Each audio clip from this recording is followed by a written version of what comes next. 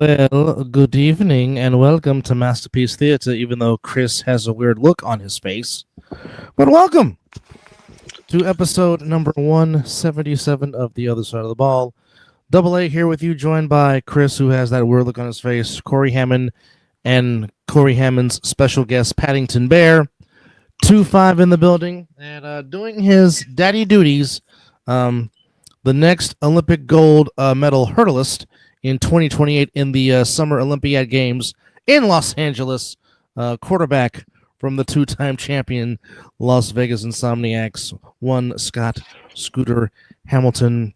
Gentlemen, happy Wednesday to you, and let us be the first from here, from the Other Side of the Ball Network, to wish you and yours, for one, a happy Passover, for those that do celebrate, number one, and number two, a happy early resurrection for some that call it that, and for others that call it Easter, a happy early Easter. As you know, we will take Resurrection Sunday and Easter off, and we will reconvene at our respective stadiums across this nation that plays the A7FL on April the 12th. But there was some things that happened this past weekend in the world of A7FL football. So, and folks, joining us again, special guest, as he joined us a few weeks ago, but back on to give us his thoughts on what's going on in the league. The one, the only, Chris's BFF, the one, the only, Mr. Keith Salinger, a.k.a. RTU. RTU, welcome back, sir. How are you? I'm great, bro. And yourself, bro. Appreciate you for having me back, man. All right, gentlemen. Thoughts on what we saw this past weekend in Week 3 around the American Sevens Football League? Well, first I want to do the thing where we give Chris kind of like 5 minutes by filibustering for him to find where our bets ended up in reflection. Because I think that would be an interesting way to keep us accountable for our takes. Because I think a lot of us were right about who would win this weekend, Dub, and everybody. But the way that we got to those wins, I think, was a little bit different for each game. Maybe more so for the East Coast games. But even so, looking at what we saw out west, and if you were paying attention, the Phantoms and BIC in Lexington, it kind of went chalk, but it was definitely an interesting Sunday nonetheless.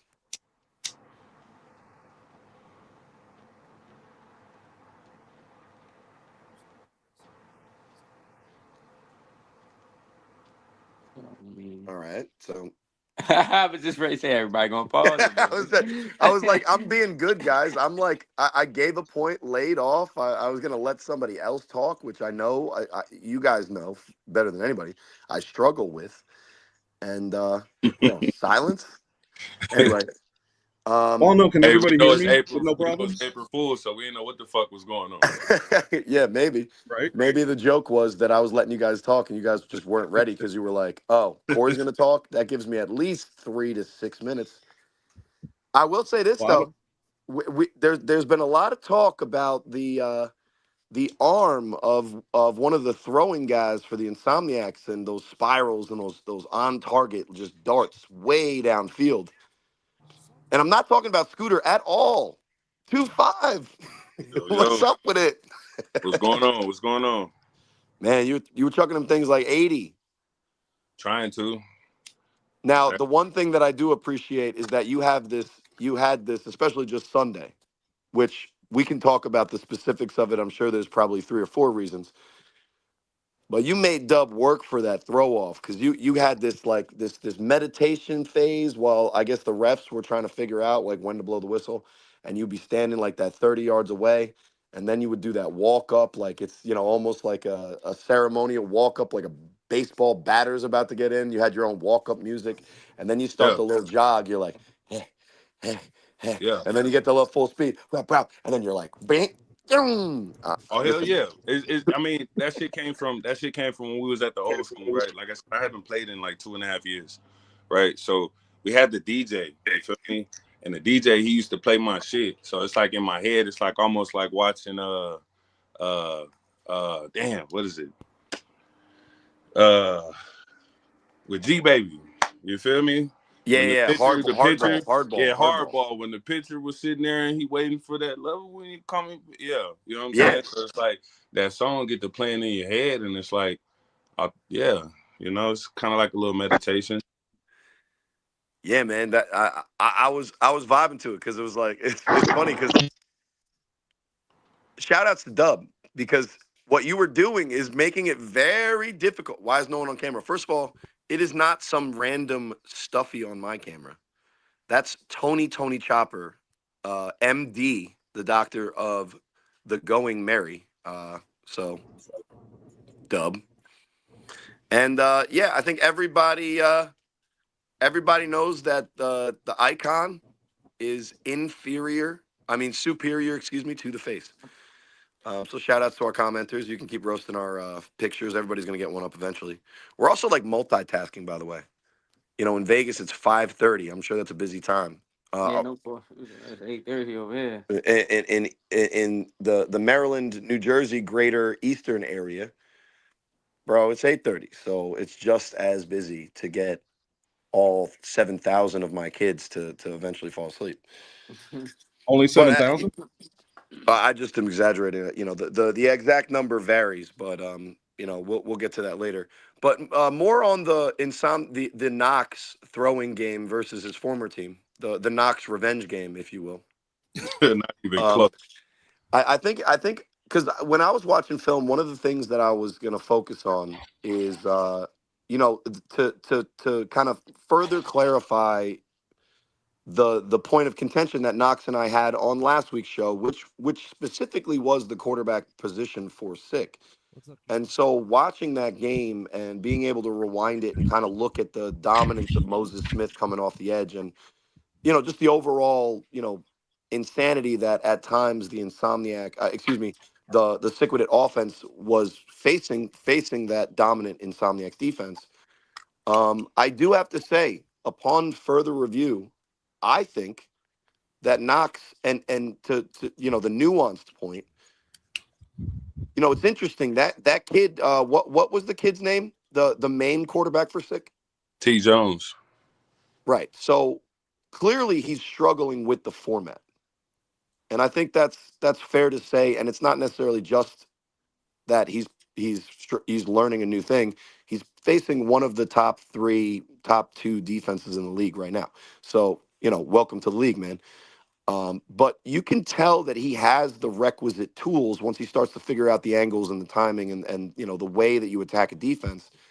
It was interesting because a couple of the throws, not necessarily really impressive, but a lot of them kind of were, even if they were incomplete or they were knocked down or, Shannon Allen's also picking off, drop passes from one of the best wide receivers in the league and taking them for 6. But I think T. Jones is the guy that I'm going to be interested to watch because based on what we've seen in Mark Gray's ability to kind of get these guys ready, T. Jones has the arm strength, has the ability to move as a runner. And if he can figure out like the cerebral way in which you kind of have to attack a defense with your mind, they could have something there. Most definitely. And that's even something that I told him is just like everybody. I feel like that's kind of where, like you said, they're going up against, or he's going up against one of the top defenses, if not going up against a group of guys that know him pretty well. So, and knowing the abilities that he does have, you know what I'm saying? So, again, with Flag and with the A7, of course, it's way different formats. You know what I'm saying? And it's gonna take some getting used to. Again, we got 6 more weeks. You know what I'm saying? So, of course, you hope to see a different him maybe come playoff time. You know what I'm saying? You want to see him a little bit more comfortable and able to adapt a little bit more quicker and maybe even catch up on some film. Even told him myself, look into certain guys that have your kind of same abilities but have been doing this for, a little bit longer than you have. Start studying and doing some research. And it'll turn out the way you want it to be. But like you said, when you're going up against one of, if not the top defense in the league, you're gonna have a long day, no matter who Yeah. you know what I'm saying? Because if we break it down and we just look at highlights, which is very dangerous with a quarterback, because quarterbacks are, it's more important to do the consistent thing. Scooter can talk about, his game. What's up, Scooter? But like, it was an interesting, dichotomy between the quarterbacks. Not that Scooter didn't have his own highlights, even though, the Vegas broadcast itself, I think, froze because he made such a viral play. He broke the internet. Um, but the highlight plays for Jones, which were the beautiful dime in the tightest coverage I've seen a completion this year, to be honest, and the one-handed catch from Siobhan Richardson, which, listen, if we just showed you that that throw, he'd be one of the greats of all time. And then the slant to Darren Palmer, I think, is something that is a little bit more impressive because it's a lot more usable. For him to fit that in that tight window with that velocity to a guy that has the D1 hands and ability to score, that's going to be dangerous to look forward to. And then even the throw that maybe could have been intercepted, but then was, that late throw off balance all the way across to the sideline. And then, the missed interception led to a wide open run for the receiver. I think if you look at those, that's something to work with because you have the talent. And he's a flag guy, you're saying, Knox? Yeah. Traditionally? Yeah, I mean, listen, I think this is my first public admission of this, so let me just be accountable for both things because why not? Bro, I was wrong about flag and those Daryl Duchette, Hoosh, or whatever, and talking about playing against NFL guys. Bro, shout outs to them. I was wrong, very wrong. But more importantly, it's a good segue into the conversation we're having about Jones because what he showed was that in a flag setting where he can just get the space and run away and have enough space to still deliver a ball, that will work in flag because guys are just chasing down that flag. And if you can just get the space, you could still get it off. In tackle, that space that he creates by rolling out is actually hurting him a lot of times because the defensive ends for the Insomniacs specifically, Moses Smith, McQuaig, they're fast enough to just eat that space up. So if he can figure out a way to move in the pocket or move up in the pocket, he can maybe take advantage of that speed and that separation he can get once he starts running. And I think that's something that Mark Gray can teach him. So it was definitely an impressive, 56-22 loss for a guy in his second career start against one of the best defenses in the league, because at least at a minimum, you saw what the hypothetical ceiling is for him. And although Deion Southern looks, competent as at times as well, I think that they can build on a guy that I saw, who starts 0-2, which is fine. Guys should learn how to lose, I think, a little bit more nowadays. But it's definitely a building block if we want to just kind of spin the negative into a relative positive for the Insomniacs. I mean, excuse me for sticking with it. So, Corey, earlier you said, let's talk about the picks and the point spreads. Did you want to do that now or later? Hey, I figured that if me and Knox were going a little bit, we'd give you the time. If you've got them, let's got go. 'em. All right, so Dub, if you will, leave this up. We'll start with the Insomniacs versus Sick.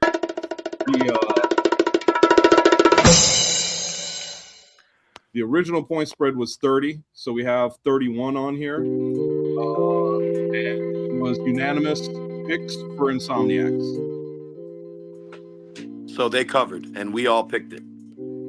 Correct. All right, everybody's 1-0. Yep, next one. Whoever he pulls up is who we'll go over. Or maybe not. Just keep going. Just go down. If you got the scores. I'll just go to the I don't have the scores. That's why I was hoping. Yeah, there we go. Okay. So BIC versus the Phantoms. The point spread was 40. BIC did not cover. Corey had the Phantoms. Knox had the Phantoms. Miz had the Phantoms. Dub had BIC, and I had BIC. So I apologize for the insider trading, gentlemen. I take no solace in that victory. sure you do. Anyway, next game. My host will be kind enough. The U versus the Renegades. Well, this is kind of where I think all of us should have been. We all had the U. Point spread was 42. As you can see, it was not a 42-point win for the U. And every single last one of us had the U. God damn it. Except for Dub, who tried to go money line, and he won one push-up on his 1,000 that he bet. No, I'm just joking. Next,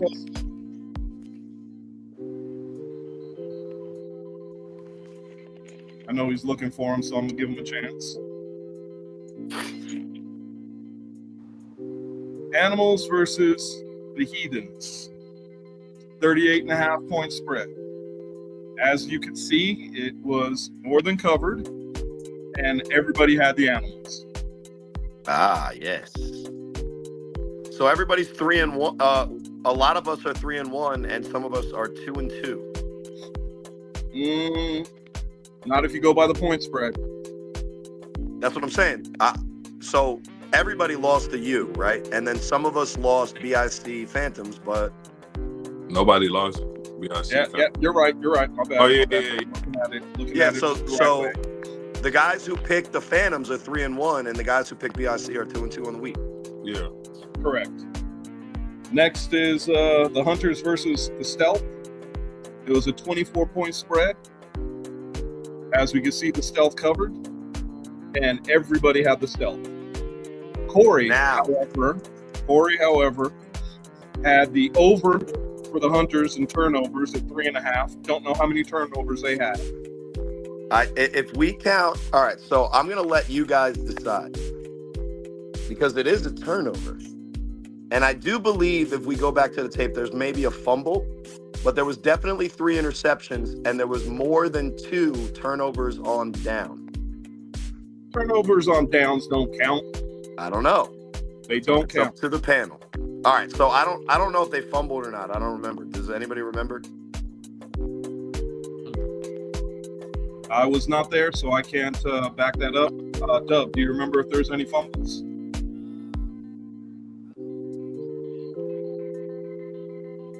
You sound like you wish.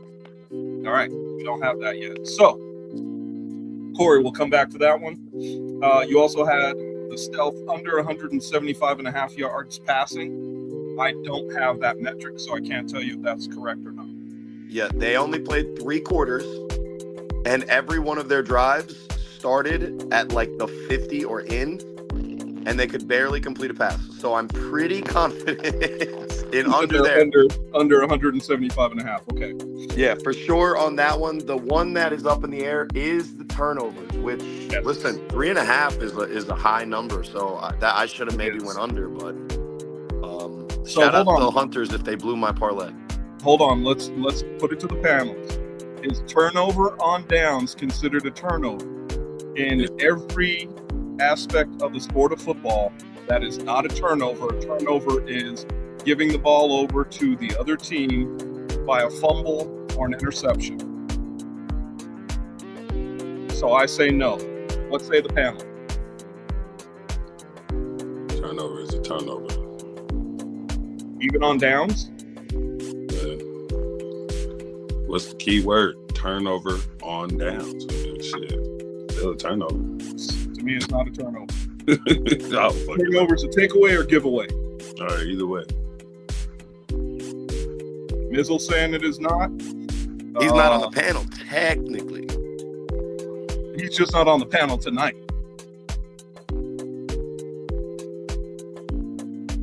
All right, so listen, if they fumbled, then I win, but we'll move on.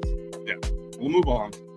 Oh, Tyrese Cook says it went over. There was also a fumble. I was pretty sure there was a fumble that, like, because there was a fumble in the Stick With It Insomniacs game that was not visible, and I was confusing that with maybe a fumble that happened in the. I like watch the games back to back, so if it did go over, then gentlemen, I am up a ton.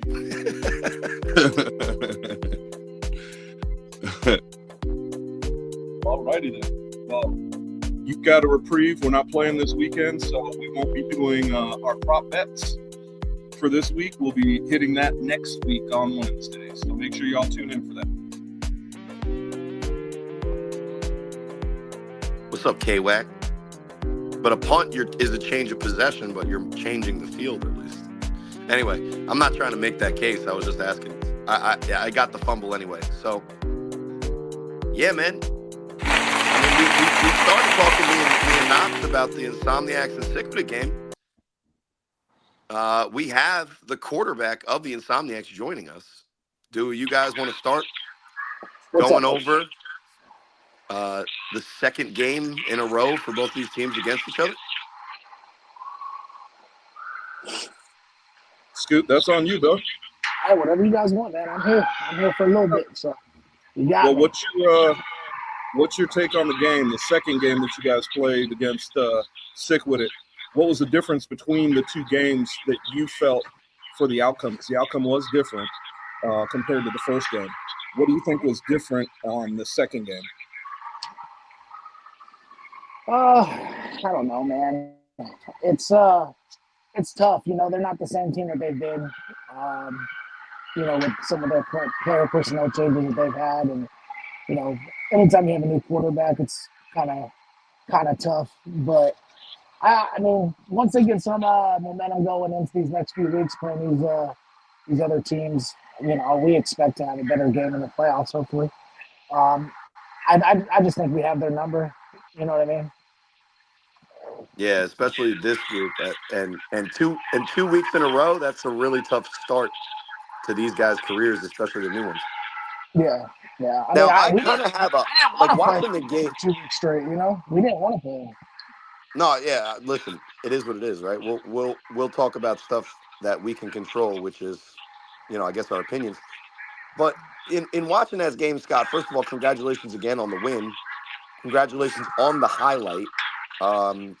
You know, you guys seem to run the ball at will. You know, 4 running backs, yourself, just churning out yards.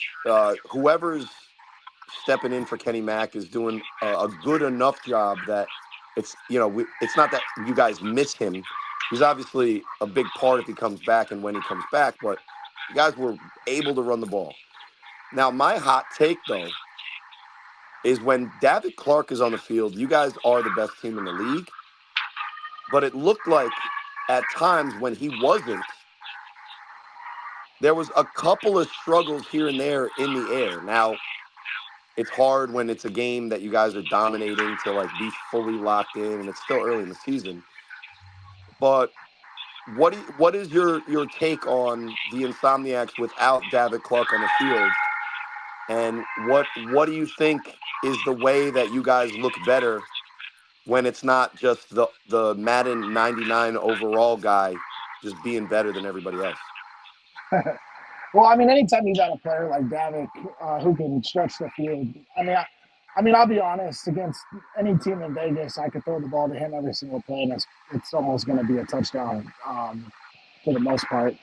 But as evidenced by the touchdown you threw in, which was by the way a great throw, but he was bracketed in double coverage, but it was too fast for it to even have anything to do with that crossing route deep late in the third quarter, I believe. Yeah. And I mean, so like when he's not on the field and we're up by points, you know, we try different things. Obviously, different guys get to come in and kind of showcase, you know, what they can do. And like a lot of people don't realize that whole first quarter he wasn't there. You know, Trey ended up scoring on a dang 8 for a post, like 20 yards. You know what I mean? Some other guys had to get that involved. was a beautiful throw and catch. Yeah. So like we're trying to get other guys involved because we know that other guys are, especially on the East Coast, you know, they're better than some of the guys here, and you know they're gonna not bow down to a Davick or a Munchie. So some guys are gonna have to step up and make plays. So when he's not on the field, we're trying to utilize some of the other players, trying to get them involved, trying to get them used to what we're doing. I'm working, like you said, not having Kenny Mack. It hasn't hurt us. I think Dre Holiday has done a great job filling in for him. Kenny is registered. He is going to be playing. You should hopefully see him next week against the Stell. And so, obviously, he's actually he said he's coming off the bench because Dre's done such a good job. But we've just done what we've had to do to get the wins and the points. Let me ask you something though, because I've seen it so many times. How big of a security blanket is Munchie to you? Because whenever it's fourth down, man, you guys have that friggin' connection that I have yet to see anybody stop. Yeah, it's hard. We've been playing together for so long. I've said that multiple times on here. We've been playing together for so long, and even just the weekend before, this past weekend, we were at a flag tournament. Everybody in the flag room kind of knows who we are too, and they know on big downs it's going to him, and they still can't stop it either. So, and we're not afraid on 3rd and 4 to take the 30-yard shot down the field. So you can't play the sticks. You know what I mean? You can't play the sticks against us because we believe in what we do defensively. We believe in our offense. We believe that we can score. So if you're trying to play sticks, we're going to run by you. If you're scared of us running by you, we're gonna play at the sticks. So it's kind of pick your poison with that. And Munchie's been not only a security blanket, but he's kind of been our guy everywhere on the field. I mean, he scored on a rushing touchdown. I mean, we're beating Sick by 40+ points, and he's not even catching a touchdown pass. You know what I mean? So, yeah. Well, I mean, and I know that's in the chat. Will's not even out there yet. He's registered. He hasn't been playing. You know what I mean? he's in the comments right now. But I'll tell you what, the connection between you and Munchie, and I'm bringing this back up because I've seen it now for multiple seasons, and I have yet to see that back shoulder that you throw to him. Guys are usually 5-6 yards off of him because by the time the ball's out, he knows it's coming, and he's just stopping at the sticks and catching that first down. And then it's really up to them to come and tackle him. And in the championship game in Bullhead, he took one of those for a touchdown. So, I mean, I love that play because it's almost indefensible. But the way you guys run it is, look, we could talk about other teams. We could talk about other wide receivers, whatever. The two of you on that play, I'll take you 10 times out of 10. Yeah, it's hard. It's a tough play to stop. We run it a lot in all of the football that we play, and we run it in different ways. We've got different calls for it, so nobody really can ever pick up what we do. We run it, at 2 lines, 3 lines. We can run it at 4 lines. It really doesn't matter how we call it. He's such a technician when it comes to the route running that's why he always looks like he's open. Gavin will run right by you, and that's why he's open. You know what I mean? Yes. A guy like Munchie's gonna give you a little something and get open. And he's a vet. He's savvy with it, and it's always nice to have him out there to kind of lean on if I need to. But since the off season started, I've definitely built some good chemistry with a lot of these guys like Prime and even Joey, who was playing defense. He didn't get to play much offense in this last game against Sick, but he's another guy that I can lean on offense and Will. And so you guys will see over these next couple of games some other people touching the ball and some of those connections being made. Well, one of the things I saw, Scott, because you're at the point in your career where you're going to be scrutinized on the level of the best that have been doing it. I actually had a conversation with a guy, Jaquan Mason, who's working in the behind the scenes in the booth, and he's a longtime A7FL corner vet. He did the table show with Big Rob, Ant Live, and it was Jaquan Mason. And he was asking me about guys' career passing yardage leaders.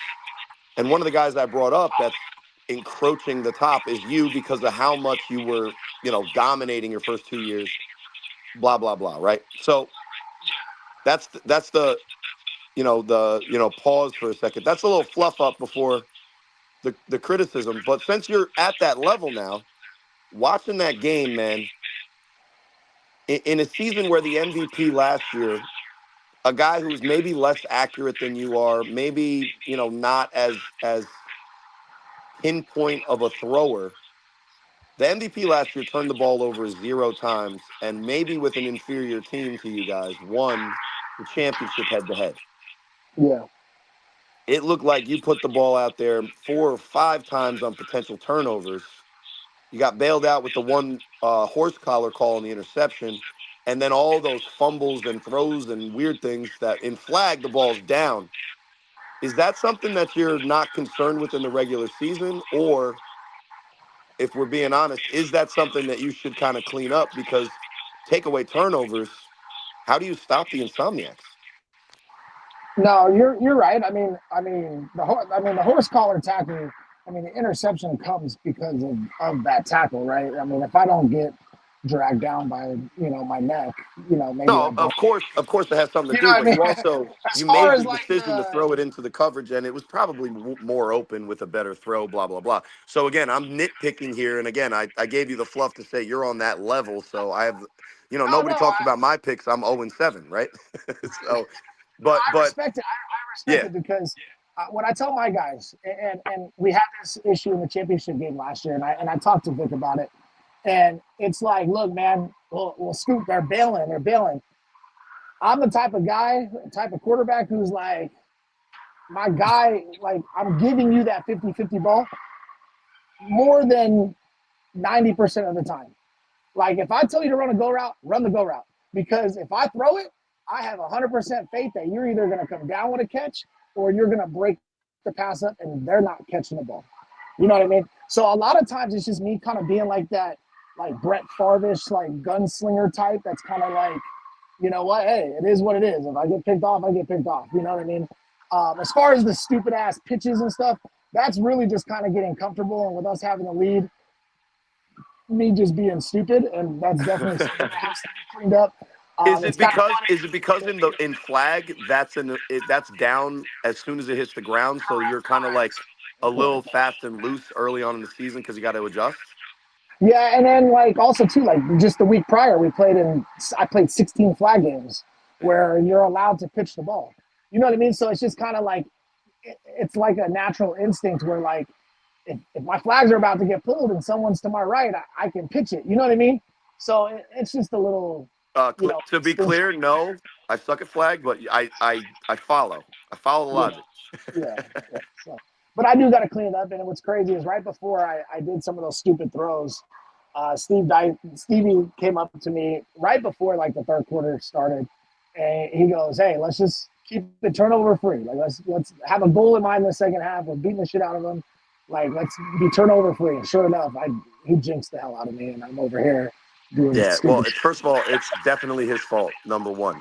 Number two, listen, you're saying what I say, but I say it with like just one little phrase because I throw so many interceptions. I have more experience talking about it. It's I throw a catchable ball, right? And then boom, your 50-50 ball conversation is exactly how I feel, right? I throw it so accurately and it's a perfect spiral. Somebody's going to catch it.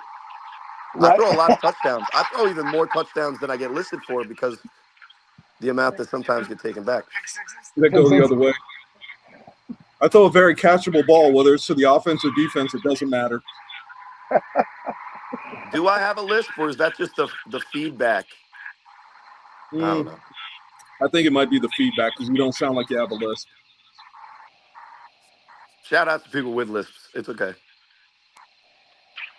We ain't mad at you. Hey, we don't kick shame. His voice is super low. We can't hear you, Dub. Dub, we can't hear you. Just so you know. Well, watching Scott, he was doing such a great job running the offense, and he gave the ball to Devontae Carter. Dub, that's a great point. No, I'm just joking. Dub, that was a terrible Dub impression, but we still can't hear you. I hate technology. It's great when it works, but I will be the first to admit it sucks when it doesn't. Yep. But overall, I mean, yeah, I wasn't there to watch the game. I was in Utah with my family for my wife's birthday. But I'll tell you what, I definitely was watching the game, and I saw a lot of stuff that you guys have run before, but a lot of new stuff too. Are you guys trying to break in some new plays for this season and get some things going? Yeah, you know, after 3 years of doing the same thing, I mean, you never want to like you don't ever want to fix something that's not broken, right? Like we know that we can line up most of the time and run the ball against any front, against anybody. You know what I mean? We know that we can go through receivers. But as far as like formations go and like motions and things like that, yeah, Yeah, we hear you, Dub. we We wanted hear to you. have a little fun this year and you know, just kind of change some things up. We got some different personnel that we can throw out there and you know, I just kind of I'll be honest, I'm tired of all the talk of the other quarterbacks on the East Coast. And I'm just like, you know what? I'm not just a pocket passer. So I'm going to run the ball a little bit, you know what I mean? And show people that, like, I'm not just a guy who can just throw the ball. Like, I can really, Oh, really you mean play. like jumping You know, over defenders? Don't that fall into that trap, Scott. It's what makes that you was special. no, I think that's what makes me more dangerous now. So it's, It is a tool. you know what I mean? Pick your poison, right? Like, I'm not Well, faster I than wasn't able to call Terry your or game. something I like wasn't that. able to call your game, Scott, and not that Dub didn't do a great enough job, calling it. But when I'd say that Sterry's sidearm, is his speed, I'm imagining him in Call of Duty pressing triangle, and he comes out with like a 9mm like pistol or something. Yeah. Well, you got the heavy lineup, so you go with that heavy gunner with that accurate, whatever, first choice weapon, the arm. When you pull Yeah. out that sidearm, man, you got the bazooka going. It's a little bit of a different than Sterry. But when you guys Thing's loaded up moving. and you basically went student body right on somebody, everybody was blocking for you. And then there was like nobody to get you until you got a full head of steam 15 yards downfield. And I don't think anybody wanted any part of that at that point. So it's No, definitely something you could use when you need it. they say it after the game too. I had a few players come up to me and they're just like, "Hey, we'll be real with you. Like, tackling you is not fun. Like, it's not fun. You know, it's not fun getting tackled. I mean, I don't like getting tackled. I don't go out there saying, "Hey, tackle me." You know what I mean? I wish I could just run by people like everybody else. But you know, when I can do something to help my running backs out or my receivers out and kind of put a little wear and tear on smaller corners or smaller linebackers, and they got to kind of tackle me, and I could be that 5-6 carry guy. You know, I'm willing to do that for my guys. You know, and I think what really showed out was a couple of times that I did run the ball and kind of put my body out there. Right, like nobody expected me to jump over somebody. It's not like I sat there and planned to jump over him. But what that kind of also tells my team is like, fuck, our quarterback's going out there putting his ass on the line for us. Like now I got to play a little harder. You know what I mean? And I got a lot of praise from my guys, you know, for not just jumping over somebody, but just put my body out there to make plays. You know? Oh shit! We could hear Dub hitting his microphone. Now we can't hear him again. That's weird. But I will say, Scott, while Dub's trying to figure that out, I will say this: I saw a lot of cornerbacks making business decisions. I mean, Yeah. can y'all fucking hear me now? There you go. Yes, There got you you. go. Jesus Christ, man. Anyways, for the third time before I kick technology's ass. Teammates. In his second year, not only is he playing at a defensive player of the year level, but just talk about Prime possibly playing at an MVP level in just his second year in the league, but doing it on both sides all three sides of the ball: defense, offense, and of course the return game. Yeah, Prime special, man. Don't tell him that because he'll get a big head. But 23-year-old who's got probably one of the fastest kids in Vegas, and he's actually a good sized kid. You know, he's not afraid to tackle people on defense.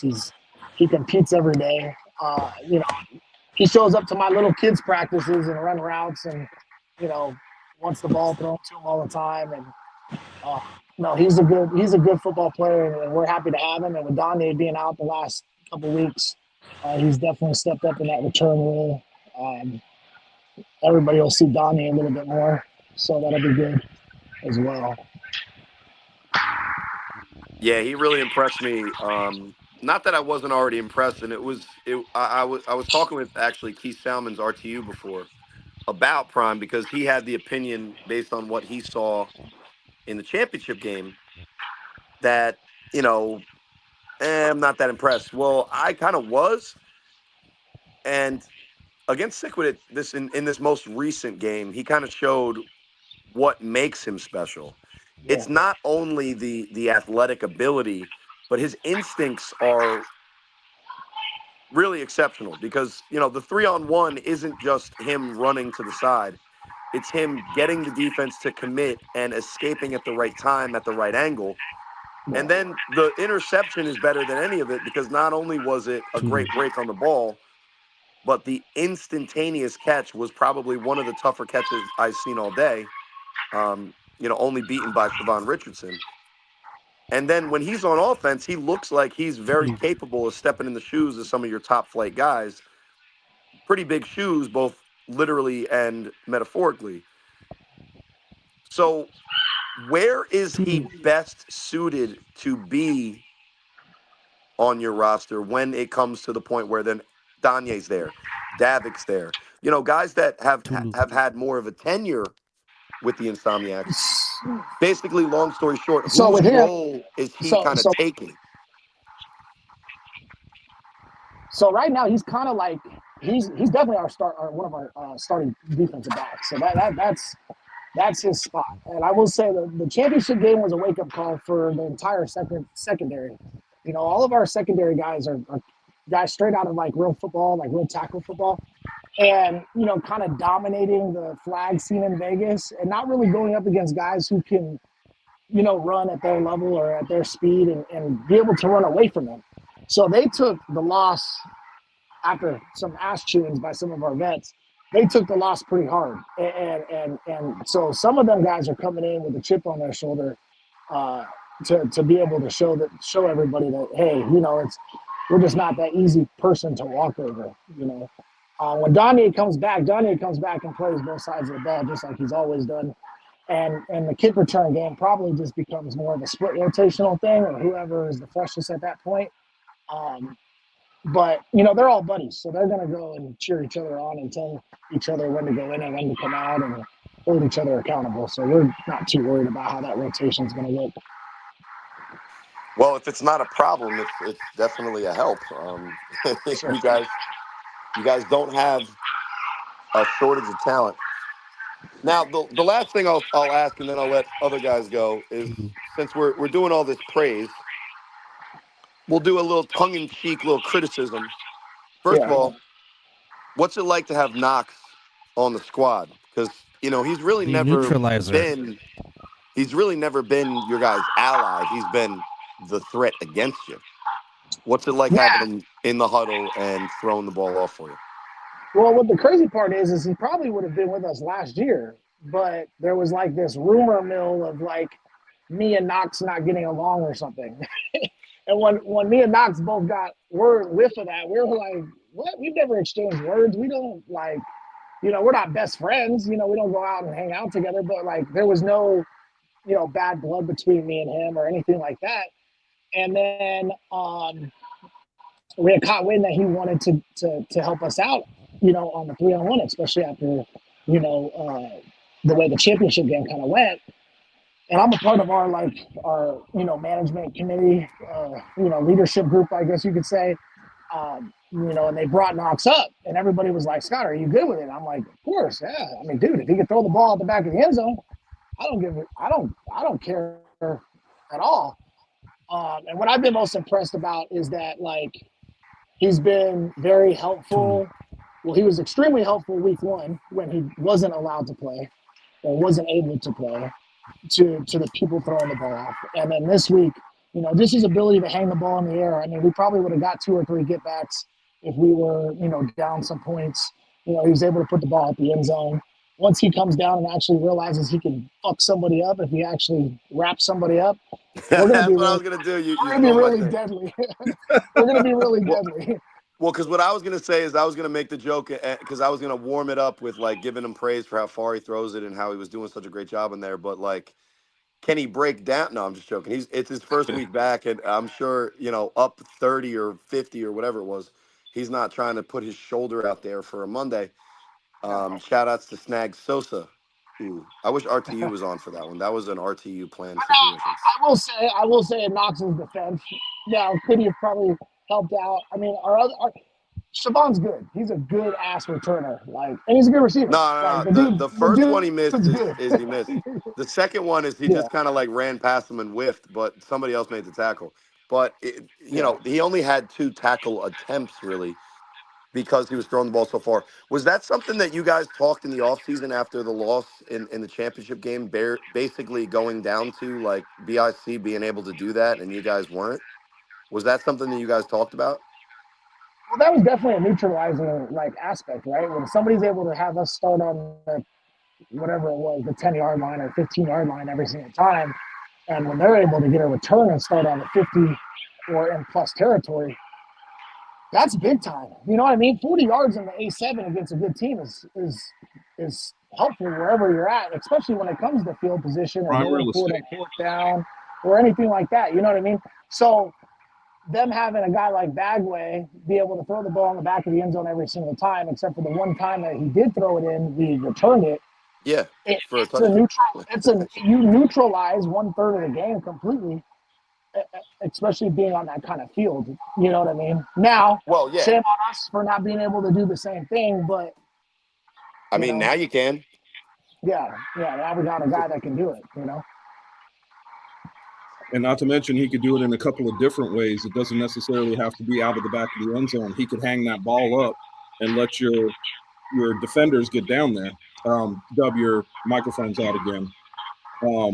But to see what he's able to do, and Knox and I talked about it, and we've talked about it on here, and we talked about it a little bit outside of us having the conversation on the other side of the ball. But he had some great ideas of what he wanted to do, which I'm hoping he'll start showing. I know he's on here listening, so hopefully he'll come back with a couple of the throws that he was talking about. I think it'd be very interesting to see how the returner handles those kinds of throws. Definitely. Well, he kept saying he was going to make 3-on-1s great again. He's changing from what I heard, he's changing up the way he's wording that slogan because of the recent polls about people related to the original slogan in the 30s.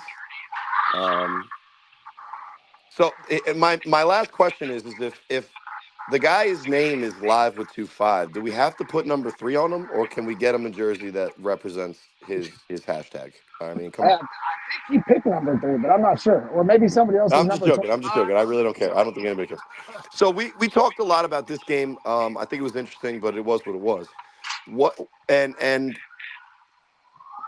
just kind of leaning into the rest of it, Scott. What did you see, if you saw anything from Hunter's stealth that was interesting, or in general, what do you see from the Vegas division after the first 3 weeks, and where do we go from here? We're excited. We're excited to see the stealth just because of all the shit they've been talking. But I mean, as far as like those two teams, I mean, I don't know. It's hard to watch. I'll be like that's the frankest I can be. It's just tough football to watch. I do like there's a player on the Hunters I like that I wouldn't mind having play with us just because I like the way he plays. Everybody And likes that number 5 kid. I have no idea what his name is, but that's the kid, Five's, right? yeah, Five's pretty good, man. He's all over the place. He plays Is hard. that the guy? Yeah, Five. Yeah, Five. that's the Yeah, guy. he's the one that kind of stands out to me on that team.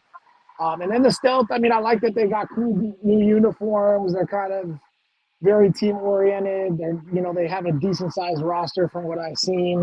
I don't know if that was their full roster last week, but we're gonna beat the fucking piss out of them next week. I'll just be honest. We're gonna beat the shit. So my question for that, follow-up question for that, please, Scott. Yeah, Is there anybody that stands out on that roster that you guys are, I won't say worried about, but obviously you're going to pay attention to where he lines up? I mean, I think their return game is pretty dangerous just because of the people that Right. they have back there. But our defense is excited to see them. So. Well, I mean, the one thing that I do see from the Stealth is they have improved their run game. I know that you guys have been able to shut down run games. So is this going to be maybe a game where you guys are looking at their run game, stopping their run game, and daring them to throw? Yeah, they're going to have to throw the ball against us for sure. You know what I mean? But I mean, everybody's, and it's no offense to the Hunters, right? But everybody's run game is going to look pretty good against the Hunters. And that's just, they just don't have like D linemen. They don't have guys that can clog holes, and you know they got DNs running upfield. I mean, so the running lanes are naturally going to they're just naturally going to be there. So. Well, but here's my thing. By that logic, and I think it tracks, most teams should look like they can throw the ball against the Hunters too. You ain't The lying. Stealth couldn't, in my opinion. I agree. They were like, there was a lot of almosts, right? Which happens with teams kind of getting used to it. You're saying the Stealth have to throw the ball. My question is not necessarily stealth sick. I mean stealth insomniacs, but be stealth sick. I think stealth really realistically believes starting 2-0 that they're number 2 in the division. I think they've said as much. And you know, by all like physical and tangible metrics at this exact moment in the history of time, I guess as we know it, yeah, I guess maybe they can make that claim. But you've played against Sick twice, definitely a new Sick, and you've seen the Stealth and probably have looked into them with as much as they're talking and as confident as you sound. How do you rate the two teams in the battle for the number 2 team in Vegas? I mean, honestly, I would have liked to see them play Sick, you know, this weekend. It would have been nice to see that matchup. I think for like, I mean, Sick. Don't get me wrong, Sick's a new team in the sense of like a new quarterback. They still got a lot of their guys, right? And they've kind of got some new um, linemen with the Usos and stuff. So like they're going to be a problem, you know, in general. I don't know what the Stealth. I can't gauge the Stealth, and it's just because when the Hunters show up with 12 guys and turn the ball over 3 times in a row, like Secret Stash Cards just said in that, you know, it's hard to gauge how good you really are. You know what I mean? Like, I don't know. I mean, I would like to see Stealth and Sid play. I mean, but again, Eventually, you're not I gonna think we're win. going to force them to. But Yeah. at least, you know, at least to me, I think obviously they're going to play you guys. They should be talking about how they do it and if they can and be confident. Yeah. But to me, beating the Hunters twice and having the Hunters, you know, I don't know. That and no disrespect to the guys, Kamari Mickle is out there. He's doing what he can and doing his best. But what are we really saying here? If you have probably a, you know, and I'm probably being generous here. You complete 3 of like 11 passes for a total of like 22 yards. Yeah. I feel bad for him. Hey, bro, chill the fuck out, man. I feel bad for him because um, he doesn't have an offensive line, and I give credit to those couple hundred guys that are playing O line and doing the best they can, you know, to help him out. So I do definitely feel a little No, bad for him. those numbers. No, I think Kamari Mickle actually might have had better numbers than there. I was talking about the Stealth quarterback was 3 for 11, 22 yards. I mean that's Because I mean for that's sure tough. he did not have an issue with protection. At times he had as much time as like I criticize you for having when you really don't even have that much. Yeah. Hey, I mean that's a so problem, especially when you know their head coach says that they had the 3 best quarterbacks in Las Vegas out at their tryouts. Hey, You and know what I that's mean? And I no knock on that kid. I don't know who he is. I've never seen him, met him before. I've seen him on Facebook, but I He mean, can throw a spiral and it goes forward. yeah, it sounds To good. the intended receiver and where is I think still in question, and we'll see. Because Yeah, So my to thing is we to haven't. answer one of the questions, after you guys play the Stealth, they play Sick twice on the 19th and then on the 26th. nice. That'll be fun. Well, because my thing is listen, when I'm watching that game, Stealth Hunters, obviously at a certain point, it's really not watching if the game is going to be interesting, but trying to determine like with enough film to like look at two games, I guess, who these guys are. And so Hunters, they were making interceptions, big plays, knockdowns, like all the passes were either underthrown or nowhere near the place where they could be a catch. And some of the really good catches on the extra points that really don't count towards the stats, but were good catches. They're great plays by receivers, not great throws. And my concern for the Stealth is because they did the thing that I said that they were doing, which was they were playing around and acting like it was this game. The teams usually when they have a good quarterback, they'll just say here who their quarterback is. This whole like off yeah, season of yeah, like it's going to be yeah. this guy, Kenyon You Stone see what he King, put Yodi in the Mack. comments. It's like what are we doing here? If you guys aren't confident who the guy is, then you probably don't have a good enough one to mention his name in my opinion. And look, the book's still out. He's 2-0. He started with as many wins this season as I had all last season. So who am I to say? But I wish that I played the Hunters twice. That's kind of what I was saying with that. Well, I mean, you look at his comment right here, right? You don't see he'll be playing next week. You've only seen one quarterback. I Yeah, mean, but look, when we you bring a new if the quarterback guy out is against if us, the it's guy yeah, crazy. first of all, no disrespect to Lee, I think he's doing a great job, and you could see a lot of really great things with the Stealth. They're blocking. They have a rotation at running back that's dangerous, and their defensive line with guys that now have a place in the league like G Hurd, et cetera. They're getting pressure consistently on the Hunters. Now, to what extent does that translate? We'll see.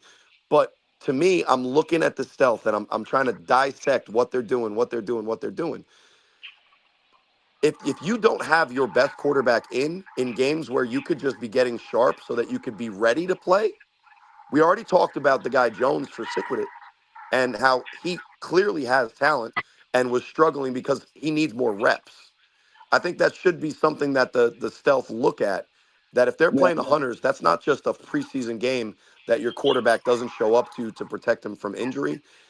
If we don't know who the guy is and he hasn't played in the A7FL enough to be consistently good, then he needs those reps. And you're wasting your season this year by forcing a quarterback into his first live action reps, meaningful live action reps against one of the top defenses in the league.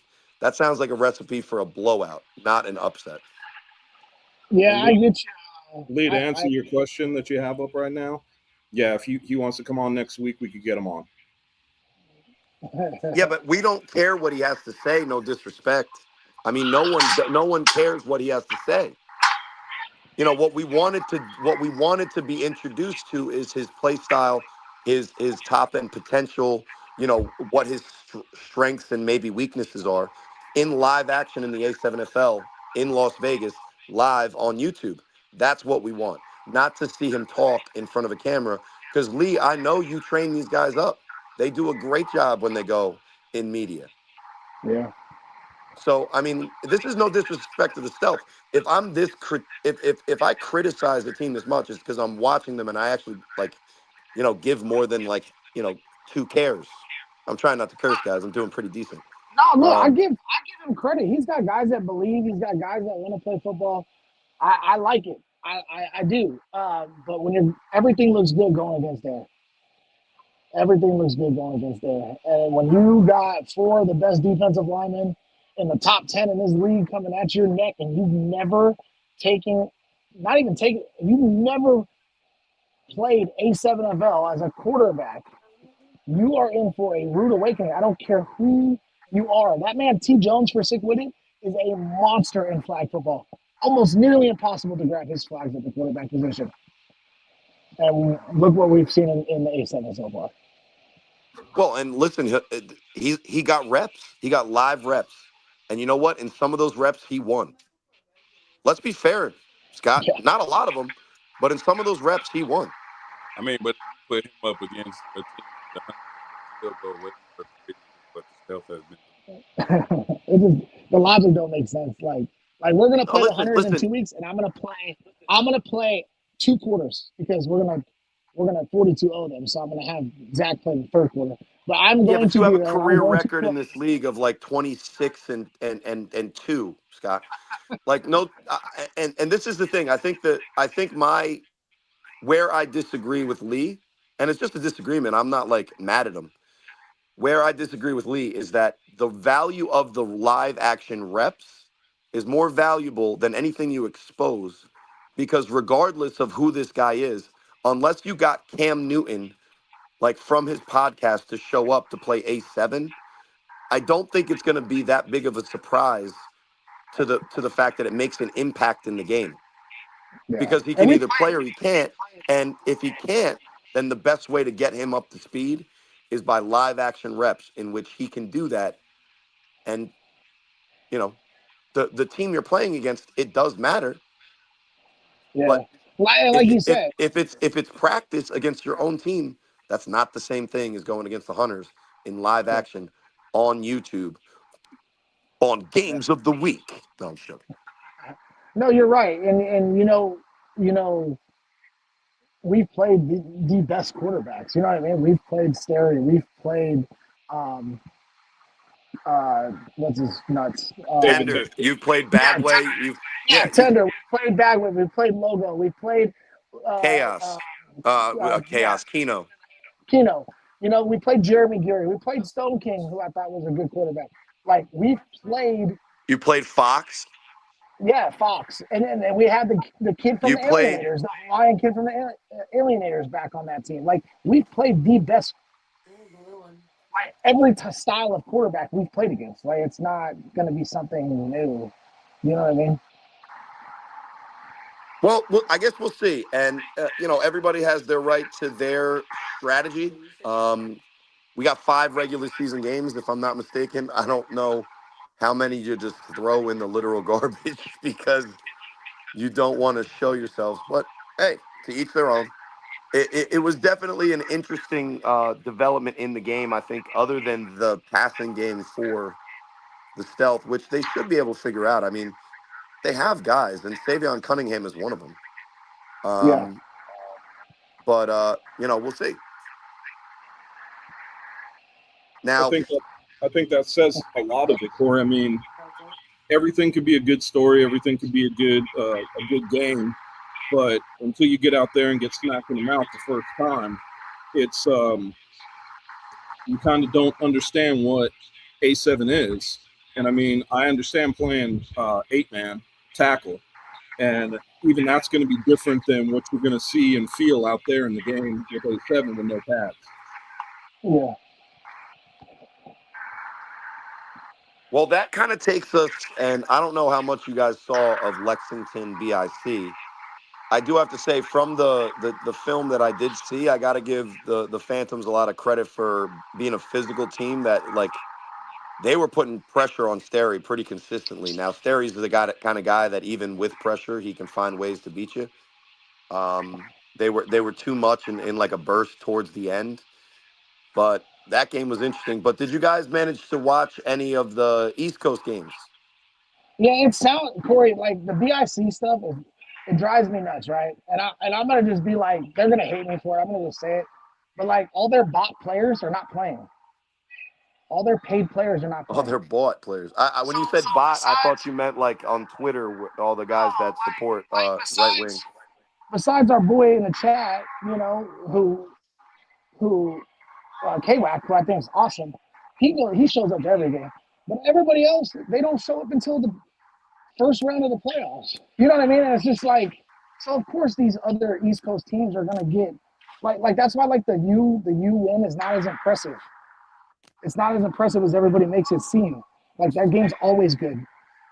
But until you got to face all of those guys that they pay to play, it's a different story. It's just It's not even. It's kind of gay, if you ask me, but whatever.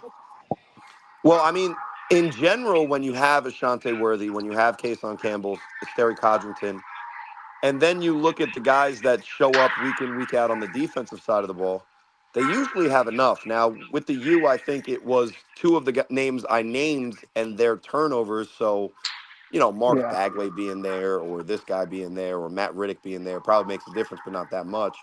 But I think it is interesting because having a bunch of guys that aren't really bought into like the daily grind or the brotherhood of like building the camaraderie over the season, I think it does become something that, can be a negative. Even when you add guys with talent, it can yeah. sometimes be a negative because there's a subtraction by the addition when you have just more guys that have to rotate in.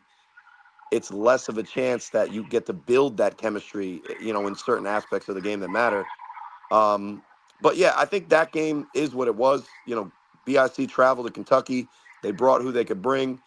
I think to your point, Scott, week 4, BIC Animals, I think a lot, maybe not all, but I think a lot of the BIC guys are going to show up. Yeah, I'm sure And we'll see and that game, potentially I think that game is Robinson, going to be a Negron. pretty close. It's a pretty close version of the playoff air quotes brothers in Christ. Yeah, Well, no, my that'll be a question is simple, and that is, is BIC going to have their full squad? I guess I could say against the Animals. no. Well, that's what I'm saying. My prediction is that they will have a much fuller squad. I mean, if not now, when really, right? Like if you don't want to show up when we're 2-1 and facing a 3-0 team, I maybe I don't want you here later. At that point, right? I guess my Um, hot take on that is, does Manny Diaz score a touchdown in that game? is who is what? Does Manny Diaz score a touchdown in that game? I mean, I love it, but I know you meant no disrespect, but I do believe that Manny Diaz actually was injured in the game in Lexington, so he won't. I'm pretty sure he's not going to be available for BIC Oh, for that's not. much of the season. So prayers to him. I hope he does recover. Dude, Uh, what for, happened to him? Yeah, I don't even know what happened I'm to him. not I sure the wasn't saying details. disrespectful. I was just No, no, wondering. no. I know. That's what I'm saying. You probably didn't know. That's what I'm saying. So I know you meant no disrespect. So,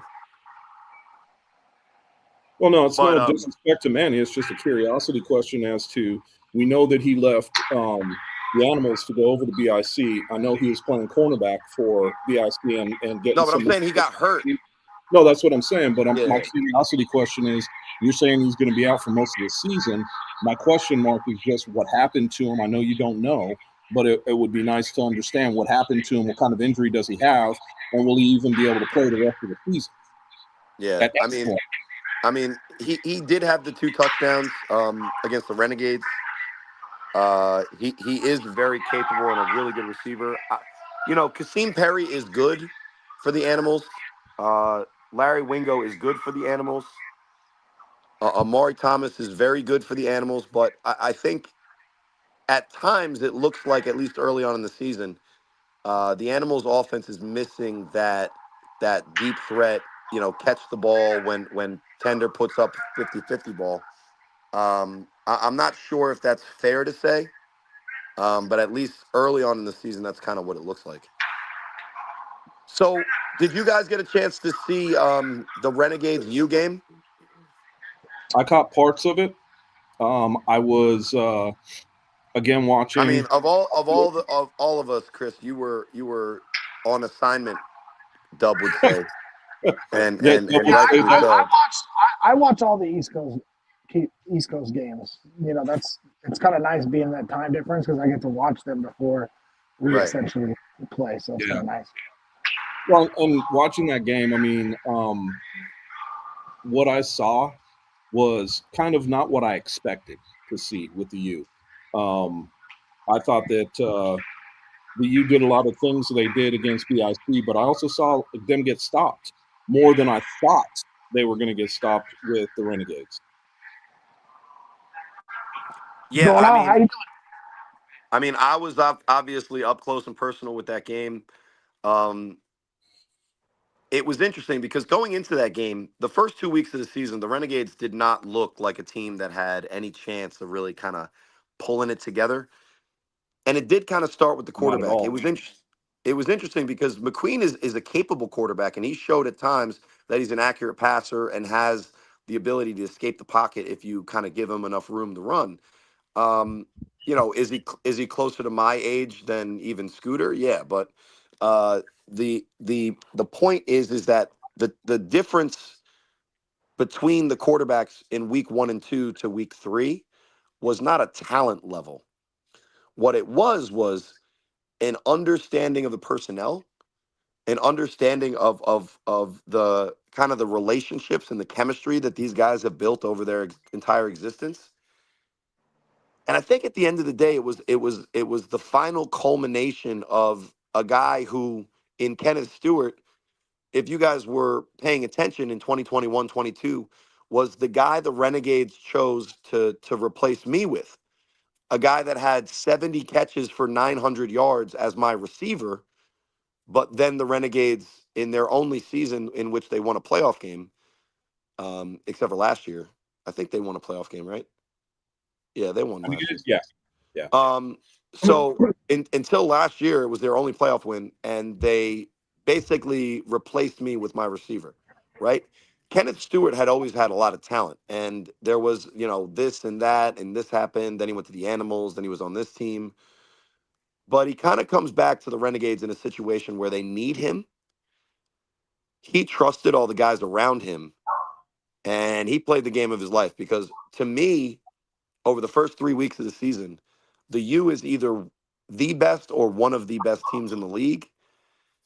And I don't think it's unfair to say that the U still played well, but the Renegades played their ass off to get that game to 10 points. I would agree. I I would was agree. I think I was I don't extremely impressed. I don't want to say it this way because I don't want it to sound like I'm saying the U played down to their competition, because I don't think that's what it was. I agree. I think the Renegades played up to their competition in that game. And from what I saw with it, I agree, Corey, they played their asses off. And a couple of breaks could have been the big difference in that game because it was only 10 points. Well, and this is a lesson I would say to a lot of the guys in the league, right? And I think this is a lesson specifically for the individuals that are involved in the storyline for the Renegades. But I think it's even more important for every single athlete in any sport that's at a youth level or lower than professional, because Chris, that score was 26-6 at a certain point. Yes. And And most of the that's when yeah, I started watching the game. Was at that point. yeah, Actually, before that, so it was right before their touchdown to make it 26-6. right. Is when I picked up that game, and I was really of the impression that okay, what we thought was what was going to happen, and so I lost feed for a little bit, turned it back on, and I believe it was. And correct me if I'm wrong. I believe they made the touchdown and the 2-point conversion to make it 14. Yes, 26. And when they did that, I'm like, whoa, okay, well, maybe we got a game here. And then Yeah, as because the game played out, I really thought the Renegades had a chance to actually win the game. Yeah, because when we look at the game and you watch it in real time, 26-6 is where a lot of these teams find themselves, or something close to that. Like, for Sickwood it was 18-0. For the Hunters it was 1,000 to nothing, right? Shout outs to their touchdown though. I saw that was definitely one of the Ramses, right? I know there's like 13 of them. Well, they pretty much all the Ramses cover defense, so yeah. And there was a 3-on-1 return they scored on. But back to my point. To me, when you look at what the Renegades did, they were down 26-6. Just like every week, for a lot of weeks in a row for them, maybe they could have just packed it up and said, "Yeah, it's just not our day today, guys," and then just played through the motions, whatever. But that really isn't what they did. And there was a certain point in the game where they did have a chance, and then they didn't make the play that they needed to. So they're on the path to learning how to be a team that wins those games. But the first step in learning how to win those games is to be able to get punched in the mouth and learn how to answer back. And to me, of all the things we saw all weekend, the best thing for our league was the Renegades in their loss, facing probably, and this is just my opinion, right now the number one team in the league, going down by 20 early and punching back hard enough that they only lost by 10. Well, I And agree they're with that. 0-3, and they're one But of I the think, worst teams in the league. But but I think go ahead, one Chris. thing that we can't measure, man, when we talk about this, it's kind of like the old over the top, right? We seen them play in a lot of games where it was blowouts, but they never quit. And that's what I saw from the Renegades. The heart that they showed in that game is going to be a difference maker for them, I feel, moving forward throughout the rest of the season. Yeah, and here's my thing. You look at the Renegades, they're 0-3. They played the Animals, they played BIC and the U. Yep. To be fair, if we go chalk, they're probably supposed to lose all three of those games. You know, maybe even if those guys from last year were there, maybe they go 1-2. Maybe best case scenario, they're 2-1. So whatever. They lost the games they were supposed to lose. Now, if they can build on this, they can maybe win the last two games of the regular season, which are winnable games for them, and get in a playoff matchup where they get a shot at somebody. And if you could be 10 points from the U, you could maybe take a shot at somebody. And what I would say is this: teams that are proud of themselves for winning games early, like the Stealth, if I'm just going to call somebody out, the Renegades in week 3, if they do that exact performance, they would have beat the Stealth by 50. So, success is not always measured by the final score, especially when you're looking in the long term. If the Renegades continue to improve and Kenneth Stewart continues to play that level of quarterback, they could be a dangerous team because they have Dondre Haynes, they have Zuriel Wright, they have Delron Simmons. Their offensive line gave their running backs enough lanes at times against the U, who's a tough team to run against. Well, and don't get me wrong, because what I want to say is the fact that I don't like to play on hypotheticals. So I'm not going to say the Renegades would beat the Stealth by 50. I would say that we have not seen enough of the Stealth against tier 1 teams. We'll see that in a week, and we'll have a better understanding of where they are and who they are. And I just want to touch on something. Cool K said something about us with what we're talking about. And realistically, I've always said talk is cheap. But the one thing that I will realize any given Sunday, but we'll see what happens. I don't know who the Stealth second quarterback is. Yeah, we haven't seen him play. He could come out and be a really good player, true. But it really takes a team to win or lose a game. It's not done by one player. And all I'm saying when I'm talking about the Stealth is I want to see their full squad and see what they bring. And I know they're going to bring that next Sunday. So that is going to be a determining factor to me as far as what they bring and how they play against the Insomniacs. Because these are two teams that, okay, we've heard it from the Stealth. We've heard what the Insomniacs, and we know what they have. What we don't know are the questionables on the Stealth. And when I say questionables, I'm talking guys we haven't seen play. So I want to see that and then figure out, okay, let's see what we're talking about with the Stealth, and we can make a decision on them. As far as the Renegades are concerned, I don't know that we've seen them with a full squad, because we've seen players come in and come out even on their side of the ball. So I want to see both teams at full strength going against a top tier team before I can make any calls on what team I think is better or how they're going to play out the rest of the season. So yeah, I think that it's going to be a interesting run for the Stealth here. And I'll go back to the West Coast for a second and say they've got the Insomniacs and they have Sick with it twice. So that's going to be a tough 3 games for them. but we'll see what they have as far as what they bring. And I know they're going to be getting ready for the playoffs, which is more than I can say for BIC, because sometimes, let's face it, let's be honest, BIC doesn't always show their accompaniment of players until we get to the playoffs. So then you don't know what you could expect from them. I pretty much expect that the Stealth are going to be bringing their full team. We're going to see what they have against a top-ranked team in the Insomniacs, and then it'll be easier to kind of understand where they are as a team. Yeah, and after the first 3 weeks in the season, we have this little bit of a week break, and then we have week 4 in about, I think it's approximately 10 days from when we're filming this and going live to you tonight, Wednesday. And right now, there, if Matt Ryan does his intergalactic sports network ranking for the A7FL top 7, Stealth are going to be in there. They're undefeated. 100%. If we talk about the teams right now in the division where they sit, Stealth are tied with the Insomniacs and might even be the number 1 team in the Vegas division based on the point spread.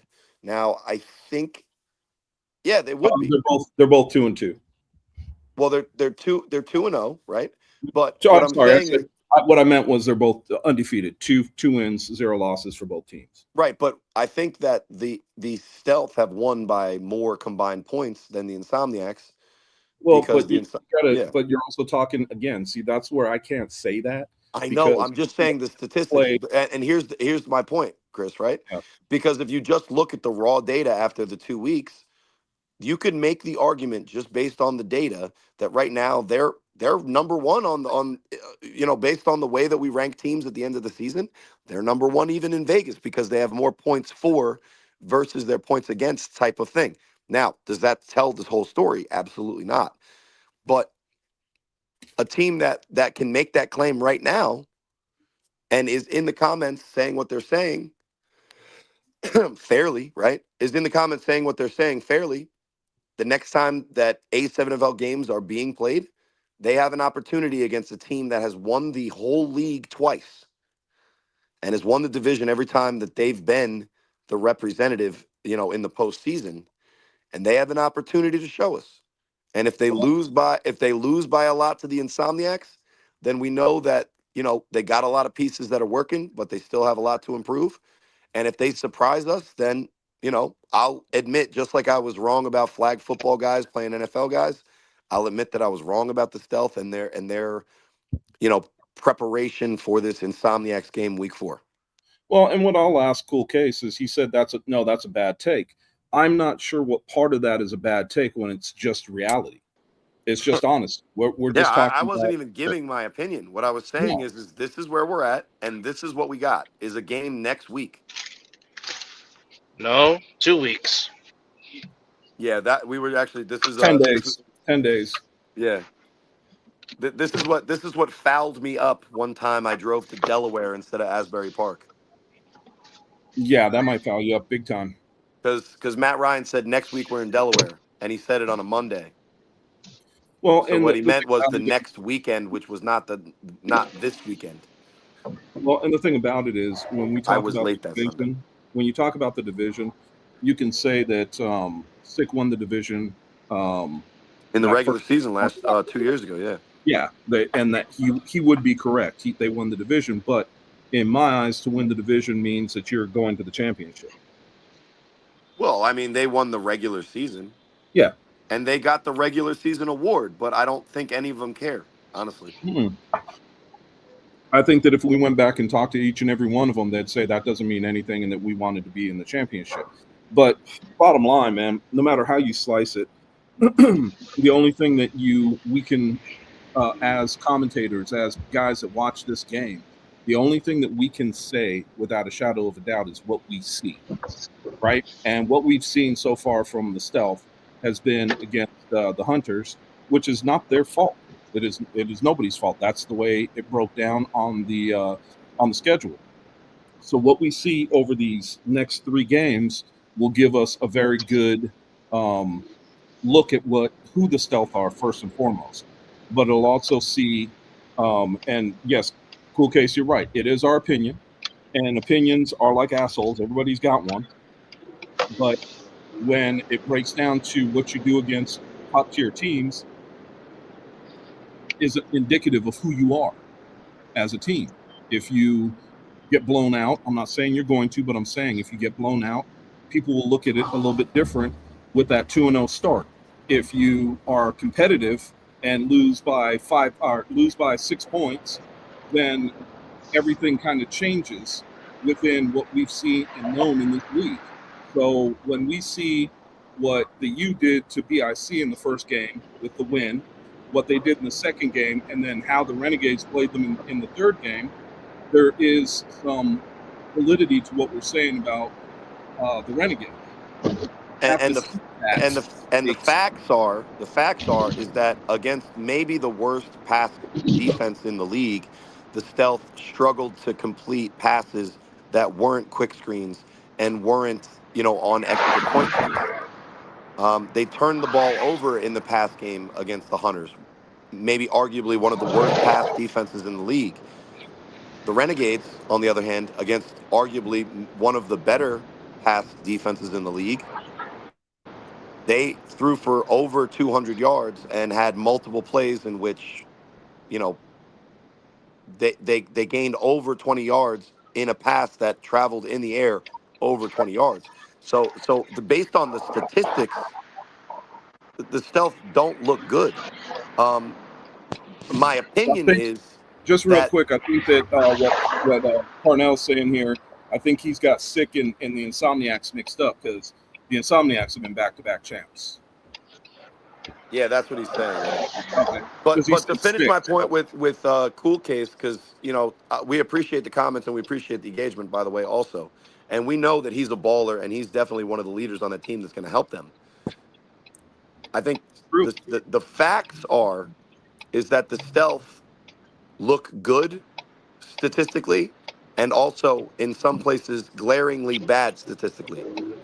So my opinion is if they can be better throwing the ball and they're just hiding it, they better on the next time they have an opportunity be able to do that, because if they can't, my opinion is that they wasted these reps against the Hunters and it's going to bite them in the ass.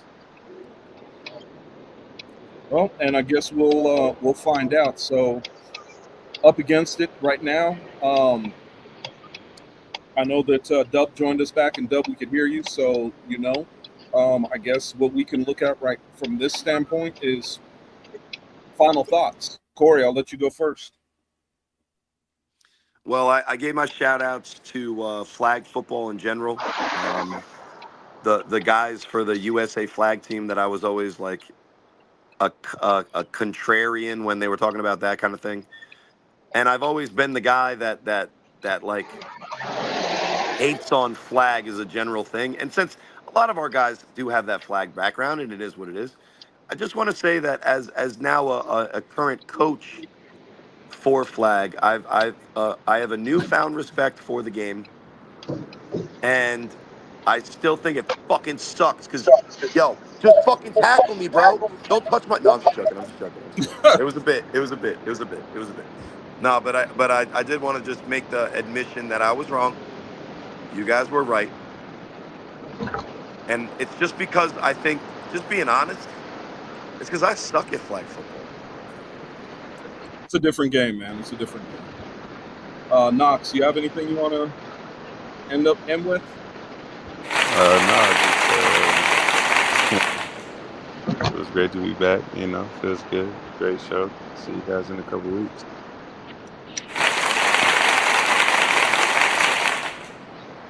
For me, I'll just end because I'll let Dub finish up for us. But taking a week off was good. Getting out for the wife's birthday.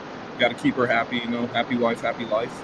But I am looking forward to the games next Sunday in 10 days. Obviously, we'll have our picks next Wednesday. Looking forward to that, to see what everybody's thoughts are on some of these games. Kind of get an understanding as to what's going on. And in my eyes, there's a couple of teams that I want to pay a little bit more attention to from back east, see what they're able to do, the Animals being one of them. I think that it'll be a great game between the Animals and BIC. Really want to watch that. Hopefully it'll be on early enough that we can watch that before we even get out to the field. And I'm just really looking forward to get back to some football in 10 days. Dub, if you can hear us, final thoughts?